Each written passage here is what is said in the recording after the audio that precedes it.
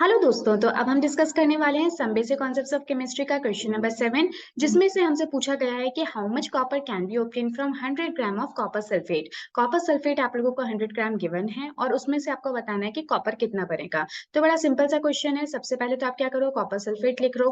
Copper sulphate हमें कितना given है, 100 ग्राम गिवन है। तो हम सबसे पहले इसके 1 मोल का मास निकाल लेते हैं, यानी कि हम क्या निकाल लेंगे, इसका मॉलिक्यूलर मास। तो देखो, कॉपर जो है उसका एटॉमिक मास कितना होता है, 63.54 होता है।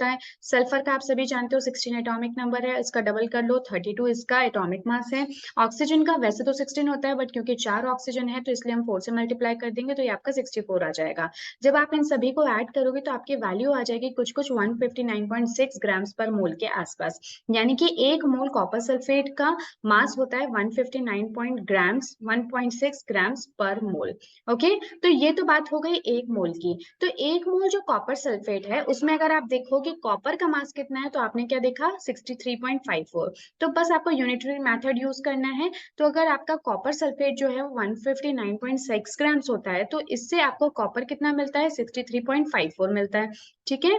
अब आपको कितना गिवन है एक्चुअली कॉपर सल्फेट, आपको तो सिर्फ 100 ग्राम ही गिवन है, 159.6 तो है ही नहीं।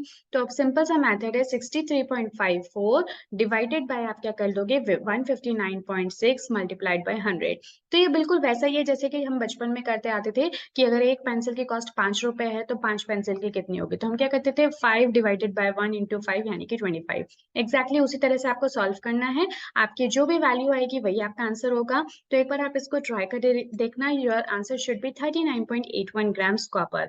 यानी कि 100 ग्राम कॉपर सल्फेट से हमें 39.81 ग्राम्स कॉपर मिल जाएगा। आई होप आपको ये सोल्यूशन इजीली समझ में आ गया होगा। That was a very simple question. Next video में मिलेंगे नेक्स्ट क्वेश्चन के साथ में। Till then take care, good bye.